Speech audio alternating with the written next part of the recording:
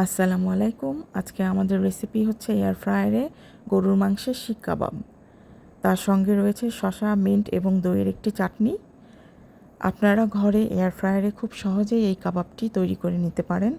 এর জন্য আপনাদের লাগবে 1/2 কিলো গরুর মাংস। এটাকে আপনারা শিক কাবাবের অনুপাতে লম্বাটে করে পাতলা করে স্লাইস করে নেবেন। আপনারা এভাবে স্লাইস করে নিলে আপনাদের কাবাবটি খুব সহজেই সিদ্ধ হয়ে যাবে। আমাদের অন্যান্য উপকরণের মধ্যে লাগছে 1/3 কাপ অফ ইয়োগার্ট এবং বেরেস্তা। এটাকে আপনারা খুব সুন্দরভাবে মিক্সিতে পেস্ট করে নেবেন। তারপর লাগছে শান মিট টেন্ডারাইজার 1/2 টেবিল স্পুন। এটাকে আমরা 2.5 টেবিল স্পুন পানির মধ্যে খুব ভালোভাবে মিক্স করে নিব, যাতে কোনো লাম্প না থাকে। এই মিট টেন্ডারাইজারের মিক্সচারটা আমরা মাংস মাখার সময় সর্বশেষে ব্যবহার করব। এরপর আমাদের লাগছে টালা 1/2 টিস্পুন গরম মশলা গুঁড়ো। আমি এখানে সব টিস্পুন ব্যবহার করেছি। টালা 1/2 টিস্পুন জয়ফল জয়ত্রী গুঁড়ো, স্বাদ মতো লবণ, গোলমরিচ গুঁড়ো 1/2 টিস্পুন, 1 টিস্পুন টালা জিরার গুঁড়া, 1/2 টিস্পুন ধনে গুঁড়া, 1/2 টিস্পুন কাবাব চিনি গুঁড়া, 1 টিস্পুন লাল মরিচ গুঁড়া আপনারা স্বাদ মতো ব্যবহার করতে পারেন। তারপর দই ও বেরেস্তার পেস্ট, এরপর 1 টেবিল স্পুন আদা বাটা, 1/2 টেবিল স্পুন রসুন বাটা, এই সেই মিট টেন্ডারাইজারটি। এই সমস্ত মশলা এবং সেই দই ও বেরেস্তার পেস্টটি একসঙ্গে মাংসর মধ্যে দিয়ে ভালোভাবে ওলটপালট করে, সঙ্গে মিট টেন্ডারাইজারটি দিয়ে ভালোভাবে ওলটপালট করে মিক্স করে নিতে হবে, যাতে মাংসর ভিতরে মশলাগুলো ঢুকে যায়।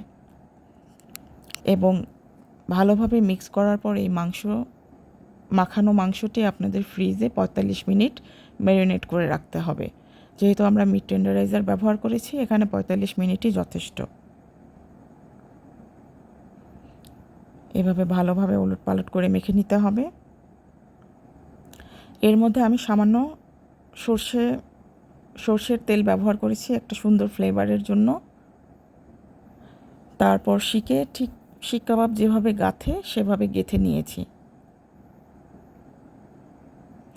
এরপর একটি ফয়েল পেপার এয়ার ফ্রায়ারে বিছিয়ে আমি এভাবে সাইড করে করে শিকগুলো বসিয়ে দিয়ে ক্যানোলা অয়েল স্প্রে করে দিয়েছি।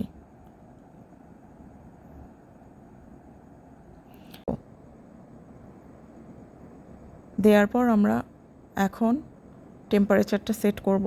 আমি নিনজা এয়ার ফ্রায়ার ইউজ করছি।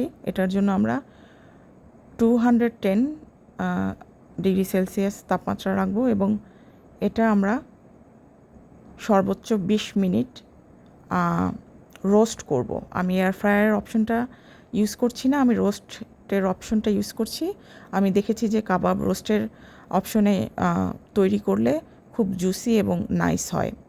আমি এয়ার ফ্রায়ারে এর আগে তৈরি করে দেখেছি, একটু ড্রাই হয়। হাফওয়ে থ্রু আমরা 10 মিনিট পরে এটাকে বের করে এভাবে উল্টে দিব, অপোজিট সাইড যাতে সেদ্ধ হয়। ম্যাক্সিমাম 19 মিনিটস পর আমার কাবাবের কমপ্লিট লুক হলো এরকম। ফাইনাল রেজাল্ট একদম কাঠ কয়লার চুলায় তৈরি কাবাব। আশা করি আপনাদের ভালো লেগেছে। ধন্যবাদ সবাইকে আমার সাথে থাকার জন্য।